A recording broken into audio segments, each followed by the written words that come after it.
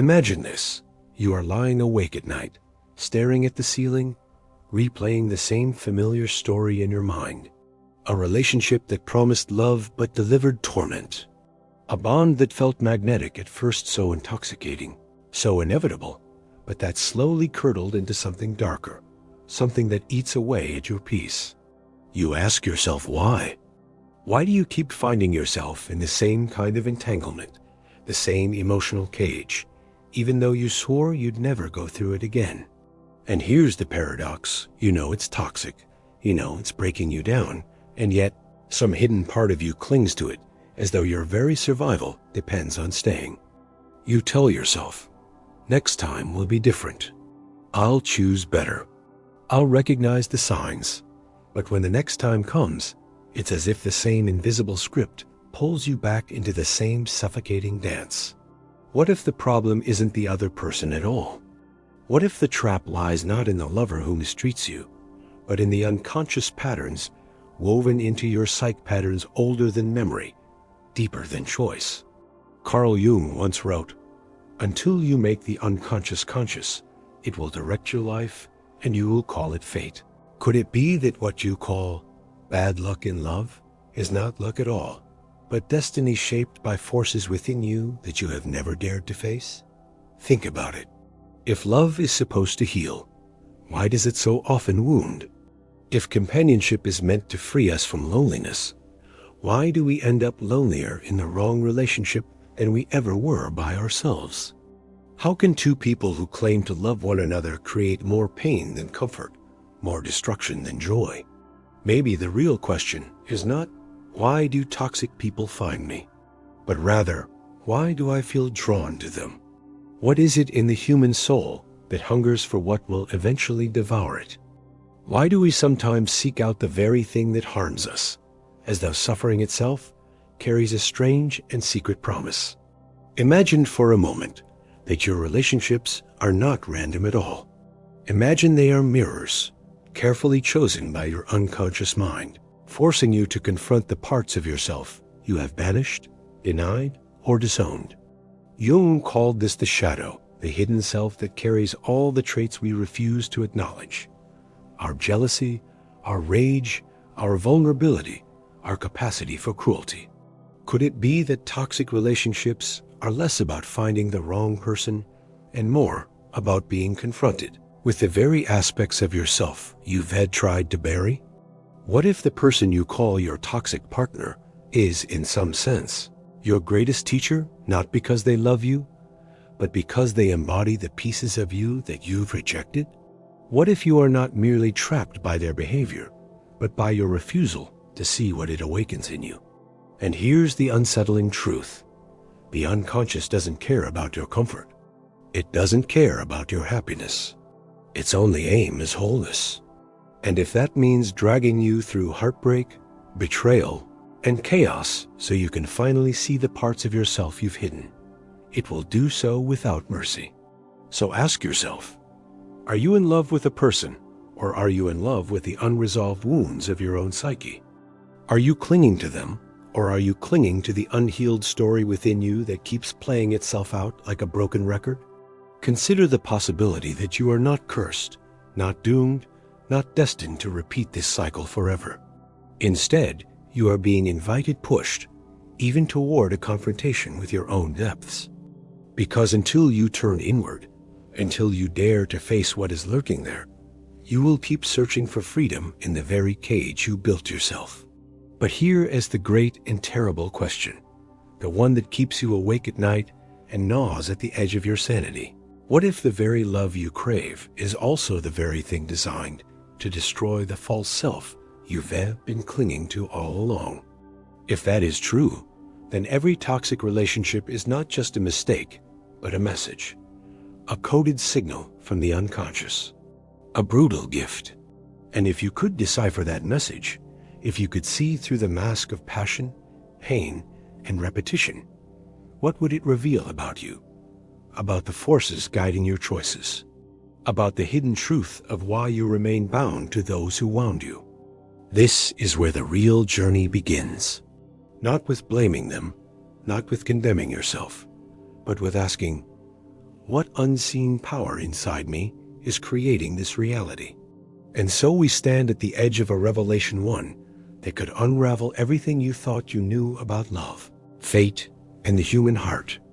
The next step is to uncover the hidden problem, the silent force that pulls you into these entanglements again and again, the psychological and philosophical roots that stretch back through history and deep into the structure of the soul. You think you are choosing love freely. You believe your heart is sovereign, that your decisions are shaped by reason, maturity, and conscious desire. But beneath that fragile surface lies an older, darker machinery at work, a machinery Jung devoted his life to uncovering. For him, the human psyche was not a simple landscape of thoughts and emotions, but a vast kingdom ruled by unconscious forces. And among the most powerful of these forces is what he called the anima and animus, the inner images of the opposite sex that live within each of us, dictating the people we are magnetized toward. Here is the unsettling truth.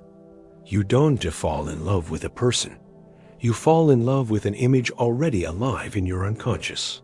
That man or woman who seizes your soul with unbearable intensity is not simply them. They are the projection of something buried in you, something unresolved, something yearning for expression. Jung warned that until you withdraw your projections, until you see the difference between the actual person and the inner image you've cast upon them, you will be enslaved to illusions masquerading as love. But this illusion is not born only from psychology. It runs deeper into philosophy and the human condition itself. Friedrich Nietzsche once declared, "There is always some madness in love, but there is also always some reason in madness. The madness of toxic relationships lies in this paradox. They are irrational, self-destructive, even humiliating, and yet they carry within them a strange logic. They expose the hidden wounds that polite society, and even your own conscious self, demands you keep hidden." Arthur Schopenhauer went further, claiming that love itself is nothing but nature's cruel trick, a biological spell cast to ensure reproduction, not happiness. For him, our passions are not divine gifts, but chains forged by the blind will to life, dragging us toward bonds that secure survival, but often obliterate personal well-being. In his pessimistic vision, toxic relationships are not aberrations, but the very structure of existence, proof that what drives us is not reason, not virtue, but something older and indifferent to our suffering. Yet Jung diverged from this bleak determinism. While he acknowledged the ruthless power of the unconscious, he saw in it not just cruelty, but the possibility of transformation.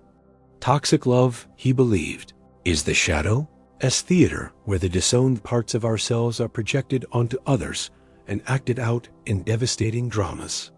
The rage you cannot own, the dependency you cannot admit, the longing you cannot name, these take form in your partner, and suddenly you are locked in a struggle, not with them, but with your own hidden double. Think of it this way. Every relationship is a crucible. Inside it, something burns. If you refuse to look, you blame the other person for the fire. But if you dare to see clearly, you realize the flames are fueled by your own unlived life, your unclaimed emotions, your unintegrated shadow. Jung put it plainly. The meeting of two personalities is like the contact of two chemical substances. If there is any reaction, both are transformed. The tragedy of toxic love is that transformation is demanded, but only destruction seems to occur because one or both partners refuse to face what the fire is trying to consume. This hidden problem is not merely individual, it is woven into the fabric of culture itself. Aldous Huxley once remarked that the great tragedy of modern society is not that we have lost God, but that we have lost depth. We live on surfaces, swiping through faces, mistaking desire for destiny, confusing attention with affection. And yet, beneath the neon distractions, the ancient forces of the psyche still rule.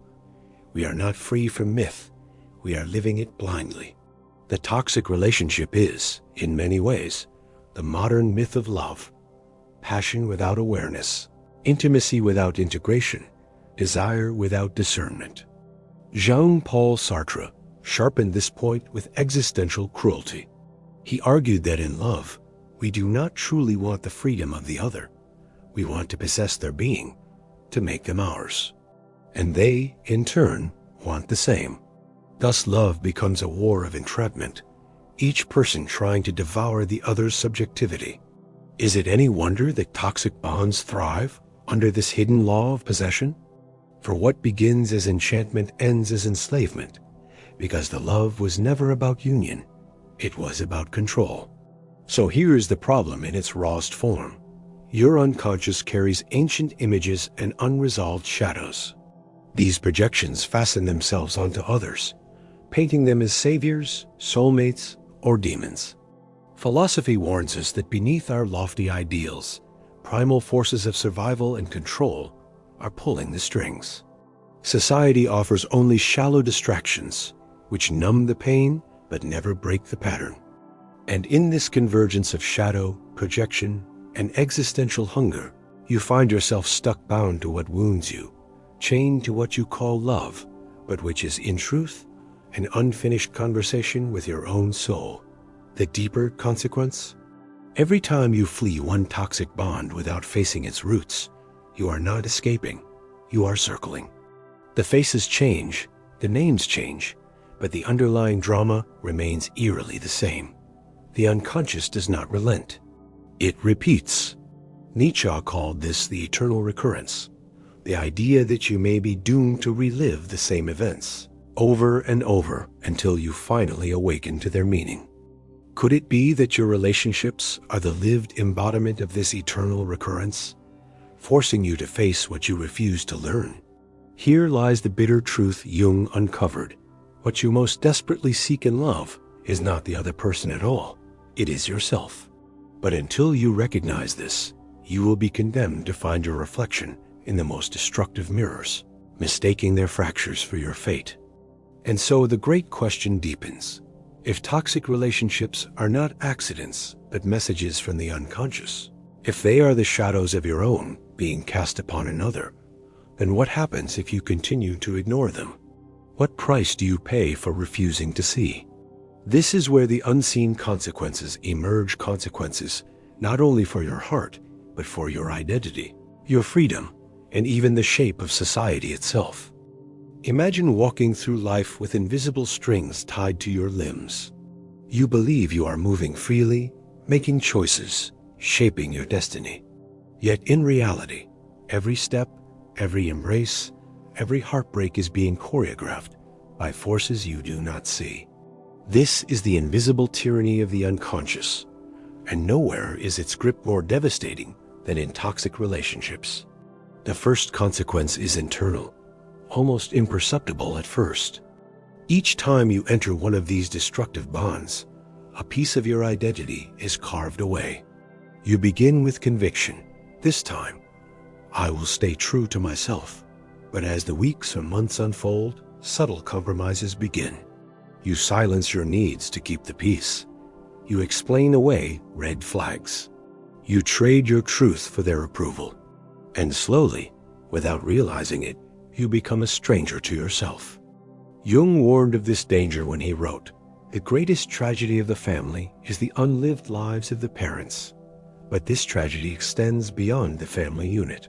In toxic love, you sacrifice your own life story for the role someone else casts you in: the caretaker, the scapegoat, the savior, the dependent. The unlived life grows heavier, and the more you avoid it, the more you are bound to partners who force you deeper into the script. Neurological research reinforces this. The brain is not neutral. It is wired to repeat what is familiar, not necessarily what is healthy. The amygdala, the part of your brain responsible for detecting threats, becomes hypersensitive in unstable relationships. Cortisol and adrenaline flood your system, creating a cycle of stress and relief. And here is the cruel irony. This very cycle can mimic passion. The highs feel higher precisely because the lows are so devastating. It is not love you are addicted to. It is the chemical roller coaster of fear and reward. This explains why walking away feels unbearable, even when you know the relationship is destroying you. Your nervous system has been trained to interpret chaos as connection, and so you return again and again, mistaking survival-driven attachment for destiny. But the consequences do not stop with your brain chemistry. They seep into your very sense of reality. Over time, toxic love erodes your trust, not just in others, but in yourself. Every ignored intuition, every rationalization, every betrayal tolerated plants a seed of self-doubt. You begin to wonder, am I crazy? Am I too sensitive? Am I the problem? And once that seed grows, the soil of your soul becomes fertile for manipulation, control, and despair. Cognitive biases amplify this descent. The sunk cost fallacy convinces you to stay because you've already invested so much time and energy. The confirmation bias makes you cling to moments of tenderness as proof that things can change, while dismissing overwhelming evidence of toxicity. The status quo bias seduces you into staying simply because leaving requires an unbearable confrontation with uncertainty. Together, these biases trap you in a psychological labyrinth where every exit looks like a dead end. Yet the unseen consequences stretch beyond the individual. Entire cultures are shaped by unhealed relationships. Consider how families transmit patterns across generations. The child who grows up watching their parent endure emotional abuse unconsciously absorbs the message that love and suffering are inseparable. Without awareness, that child becomes an adult who repeats the same dynamic, not because they want to, but because the psyche equates familiarity with safety. Thus, the shadow of one generation becomes the prison of the next. And society, too, is quietly corroded by these invisible chains. When individuals are trapped in cycles of toxic attachment, their energy for creativity, innovation, and authentic connection is siphoned away. Communities weaken when their members are consumed by private wars of the heart. Even politics and power structures benefit from this dysfunction. A society of people who cannot escape their own psychological prisons is far easier to control. Aldous Huxley once observed that the most effective dictatorships are not enforced with whips and chains, but with subtle pleasures and distractions. In the same way, the most devastating prison of love is not built from bars, but from your own illusions. Toxic relationships offer just enough pleasure, just enough hope to keep you bound. And in clinging to them, you trade away not only your freedom, but your potential to live a truly awakened life. But perhaps the most haunting consequence is spiritual. For Jung, the purpose of life was individuation, the process of becoming whole, of integrating shadow and light, conscious and unconscious. Every relationship, he believed, serves this purpose.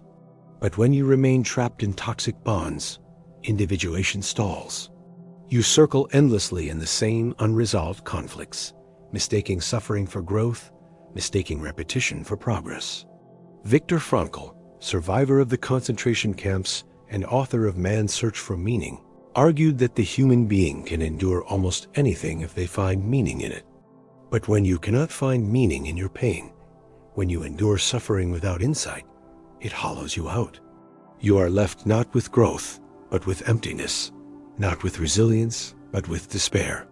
Toxic love becomes a black hole, devouring your capacity for meaning and leaving you stranded in existential paralysis. And here lies the most devastating paradox of all. The unconscious keeps presenting you with these destructive relationships, not to punish you, but to heal you. The repetition is not random cruelty, it is a demand. The psyche will not release you until you confront what lies beneath. But if you refuse that confrontation, the consequences multiply. The wounds deepen. The patterns entrench themselves further, and the price of ignorance grows unbearable. So ask yourself, how much of your life have you already sacrificed to this cycle? How many years have been devoured by shadows you refuse to face? How many opportunities have slipped through your fingers while you are busy repeating the same old dance under a different name? Because here is the truth no one wants to admit. Staying in toxic love doesn't just hurt your heart. It steals your life. And the longer you remain blind to the unseen consequences, the more of your existence is consumed by a story that was never meant to be your destiny. But there is another path. There always has been. To take it, however, requires something radical. A rebellion against everything you've been taught to believe about love, loyalty, and even yourself. This rebellion is the turning point, the place where the cycle can finally be broken. Picture this. You are standing in front of a locked door. For years, you have been rattling the handle, begging it to open, convinced that if you just try harder, if you just become more patient, more forgiving, more lovable, the door will finally yield. But what if the great secret is that the door was never meant to open? What if freedom lies not in waiting for it to turn, but in walking away and realizing that the key has been in your hand all along? Breaking free from toxic love is not an act of endurance. It is an act of rebellion.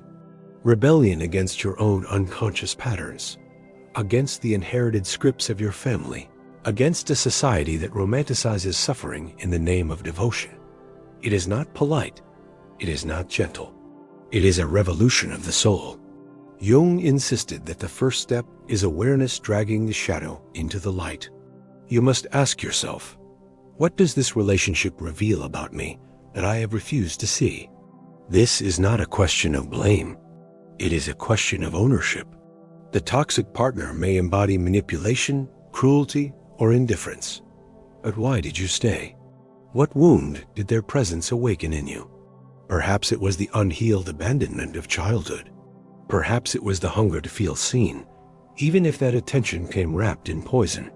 The rebellion begins the moment you stop pointing outward and dare to look inward. Counterintuitive though it may sound, you must learn to thank the toxic relationship, not for its harm, but for its revelation. It held up a mirror to your disowned self. It forced you to confront the places where you are still asleep.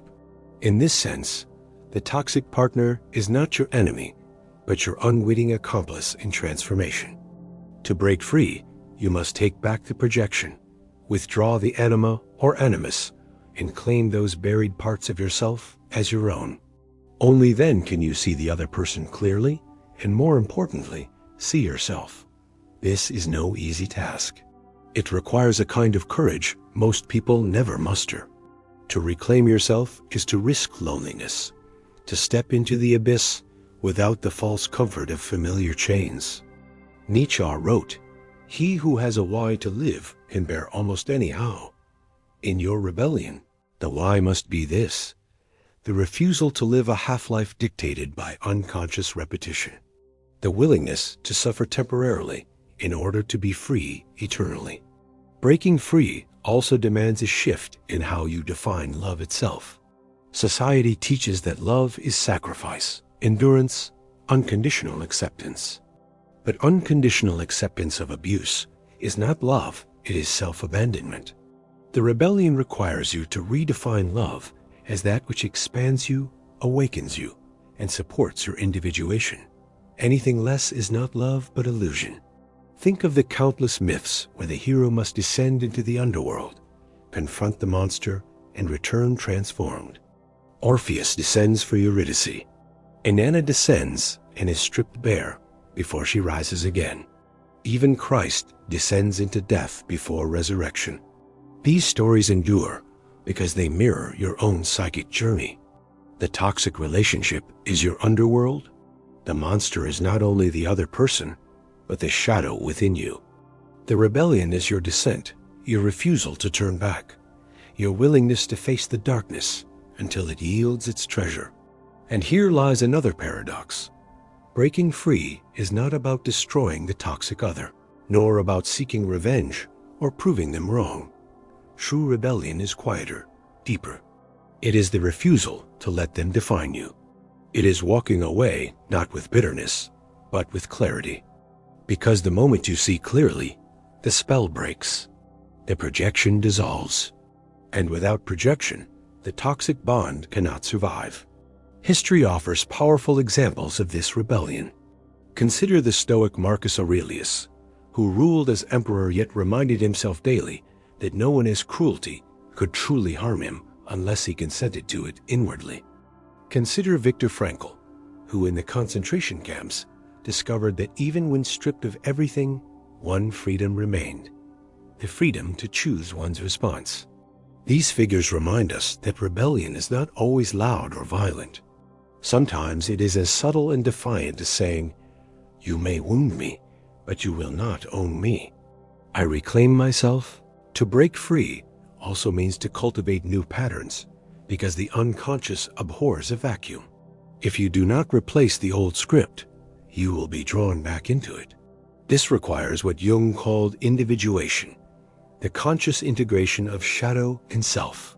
It means acknowledging your need for love without letting it enslave you. It means admitting your vulnerability without allowing it to be exploited.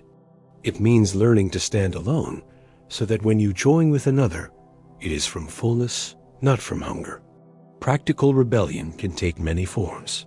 Therapy that uncovers your projection solitude, that teaches you to sit with your own company creative expression, that channels your unlived life into form spiritual practices that connect you with something greater than your wounds. Each act is a hammer striking the chains. Each moment of awareness a spark in the dark. But perhaps the most radical act of all is this: to stop seeking saviors outside of yourself. The rebellion culminates in the realization that no partner, no relationship, no external figure can complete you. The wholeness you crave is within, waiting to be uncovered. Once you grasp this truth, you will never again confuse chaos for love, nor suffering for devotion. You will no longer beg at locked doors. You will build your own house. So here you stand, on the edge of the greatest revolution of your life. The rebellion is not against them. It is against the lie that you are powerless, the lie that you must endure what destroys you, the lie that love without awareness is enough. And when you choose this rebellion, when you reclaim yourself fully, something extraordinary happens. The cycle shatters. The unconscious no longer needs to repeat the lesson.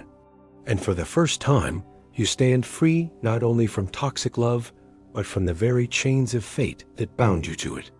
Yet even this is not the final revelation, for there is one more truth deeper, more unsettling, more liberating than all the rest. The rebellion opens the door, but what waits beyond is the ultimate realization of why you are ever drawn into these painful bonds to begin with. Imagine standing in front of a mirror, not the ordinary kind that flatters or distorts, but a mirror that shows you everything: your triumphs and failures, your beauty and your brokenness, your innocence and your cruelty. This mirror does not lie, and for the first time, you are forced to face yourself as a whole. This is the final revelation. Toxic love has always been that mirror. The great and haunting truth Jung uncovered is this: you are not trapped by the other person. You are trapped by yourself. The toxic partner was never the real prison. They were only the stage, the actor, the mask behind which your unconscious played out its drama. The real cage has always been your refusal to see, your terror of integrating the disowned parts of your soul. Jung called this process individuation, the path of becoming whole. And the paradox is brutal. Wholeness cannot be achieved through comfort. It can only be achieved through confrontation.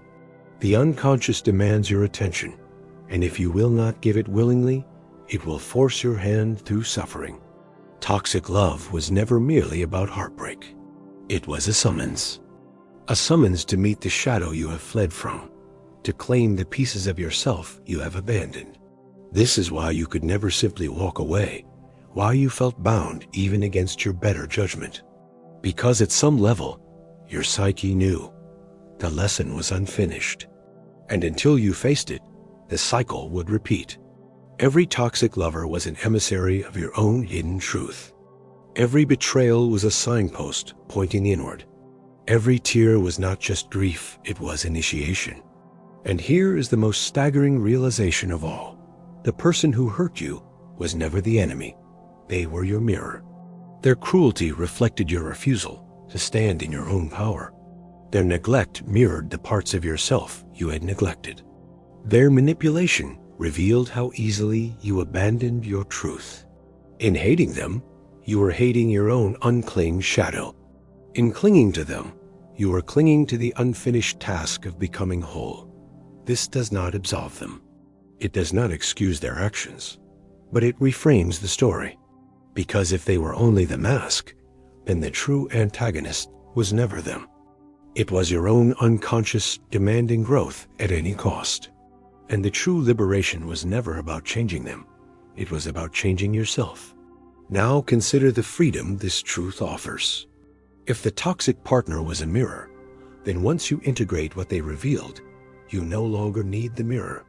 The projection dissolves. The compulsion evaporates. The endless repetition ceases. For the first time, you are free not because they changed, but because you awakened. Think of it like this. For years, you wandered in a labyrinth, convinced that a monster was hunting you. But at the center of the labyrinth, you discover the monster was you all along, the unacknowledged, unintegrated you. And the moment you embrace it, the walls of the labyrinth vanish. The monster transforms into strength. The curse becomes a gift. This is the ultimate truth. Toxic love is not your curse. It is your initiation. It is the crucible in which the false self is burned away, so that the true self can emerge. It is the shadow's brutal gift, demanding that you stop searching for completion outside and turn inward to the wholeness that has always been yours. But here lies the final paradox, the one that unsettles even the bravest hearts. You needed the toxicity to find the truth. Without the mirror of pain, you would have never seen yourself clearly. Without the betrayal, you would have never recognized your own self-betrayal. Without the heartbreak, you would have never been broken open enough to awaken. Do you see it now? The very thing that seemed to destroy you was the thing that saved you. Not by giving you what you wanted, but by giving you what you needed.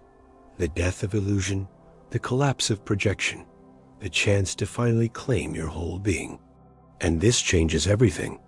You no longer have to ask, why me? Why do I attract toxic people? Because you realize the answer. You attracted them because your soul demanded growth. And now that you have faced the mirror, you can walk away not in bitterness, but in gratitude. Gratitude not for the pain itself, but for the transformation it forced upon you. From this place, love becomes something entirely different. No longer the frantic search for someone to complete you. No longer the unconscious repetition of old wounds. Love becomes a choice made from wholeness, not from hunger. A meeting of two souls who are already complete, already awake, already free. And as you stand here, on the other side of the fire, you realize something else. The true danger was never that you would be hurt. It was that you would remain asleep. The true risk was never heartbreak. It was half-living. And the true victory is not simply surviving toxic love. It is seeing through it to the ultimate truth of who you are. So now I leave you with this question, the final, haunting echo of Jung's philosophy. If toxic love was the mirror that forced you to see yourself, who will you become now that the mirror has shattered? Because the choice is yours. You can step back into the old illusions, find another mirror, repeat the cycle. Or you can step forward into a new reality, one where love is no longer a prison, but a dance of free souls. One where your life is no longer dictated by shadows, but illuminated by consciousness.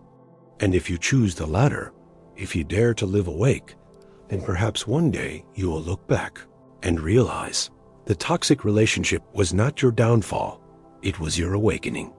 The chains were never meant to hold you. They were meant to break.